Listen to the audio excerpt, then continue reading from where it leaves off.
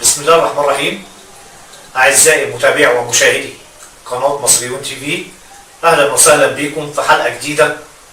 النهاردة هيكون معاكم أحمد حسني، وبداية الحلقة هو إن بحب أبارك للشعب المصري بنجاح ووعي المصريين في عدم الانسياق وراء فتنة وشائعات الإخوان والمرتزقة المزيفة التي دعوا ليها لهدم جهود السيد رئيس الجمهورية ومؤسسات الدولة، والتي ظهرت في الفترة الأخيرة من تطوير الطرق والسكك الحديد والنقل والمواصلات، وافتتاح عدد من محطات مترو الأنفاق، ونجاح قناتي السويس وارتفاع نسبة تشغيلها إلى أعلى معدل منذ الإنشاء. وعلى الرغم من دعوتهم الفاشلة لمجموعة من الأشخاص الهاربين الذين لا يحبون مصر ويتمنون سقوطها لعودتهم وحكمهم الفاشل الذي كاد أن يدمر مصر. مبروك لشعب مصر العظيم الواعي على عدم الانسياق وراء تلك الفتنة والشائعات الكاذبة من الجماعات الإرهابية والهاربون المرتزقة.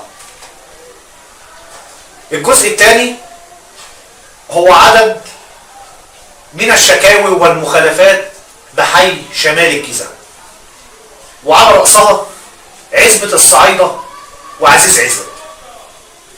عزبة الصعيدة بها عدد مهول من تهديدات للسكان ومخاطر من شروخ بالمنازل وهبوط أرضي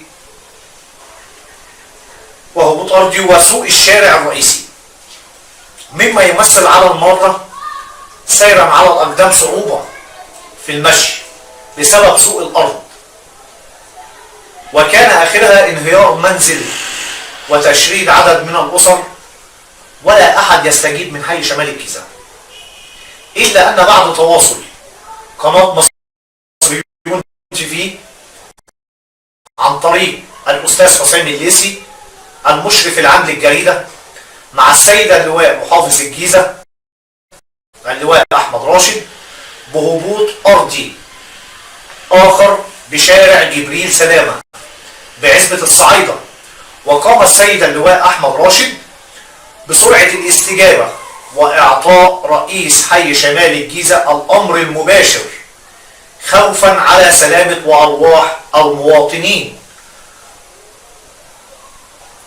ونزل وأمر بنزول وتشكيل لجنة مشكلة من الإدارة الهندسية والطرق والصرف الصحي، والذي تفضل مشكورا بسرعة الاستجابة والتنفيذ.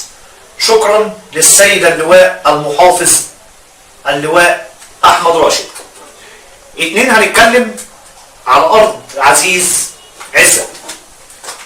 بعد قيام المقاول المسؤول عن التطوير بأرض عزيز عزت، وبعد الانتهاء من طبقات الأسفلت، إلا وأن الشارع أصبح عبارة عن ماراثون من سرعة السيارات والدراجات البخارية والتكاتك، وهذا سبب العديد من الحوادث لعدم وجود المطبات الصناعية الكافية، على الرغم من وجود أكثر من مدرسة ابتدائي وإعدادي وثانوي، وعدم تشغيل أعمدة الكهرباء الجديدة بالكامل، وعلى الرغم من تعدد الشكاوي لا يستجيب أحد. وهو نفس الأمر الذي تعددت منه الشكاوي بشارعي العامل الأول والباب الرياضي، وهم شارعان رئيسيان مات بهم حرية الحركة والسير على الأقدام من الساعة 5 مساء وحتى مطلع اليوم الجديد بسبب التعدي على حرمة الطريق. ولذلك نستغيث بالسيد المحترم رئيس حي شمال الجيزة السيد المحاسب أشرف بدر ابن امبابة الخدوم بسرعة الاستجابة واستغاثات مواطني وسكان حي شمال الجيزة كما تعودنا من سيادته، ولسيادته كثير الشكر. انا بختم الحلقة وبقول والله انا مش طالع ان انا احارب حد او على خلاف مع حد او على خصومة مع حد، بالعكس انا طالع اوضح نقاط سلبية يعاني منها الشارع الإمبابي وحي شمال الجيزة. عشان كده انا طلعت النهاردة بوصل صوتي للسيد محافظ الجيزة والسيد المحاسب أشرف بكر رئيس حي شمال الجيزة، أعنكم الله ووفقكم وجعلكم في خدمة المواطن الإمبابي. وتحيا مصر، تحيا مصر، تحيا مصر.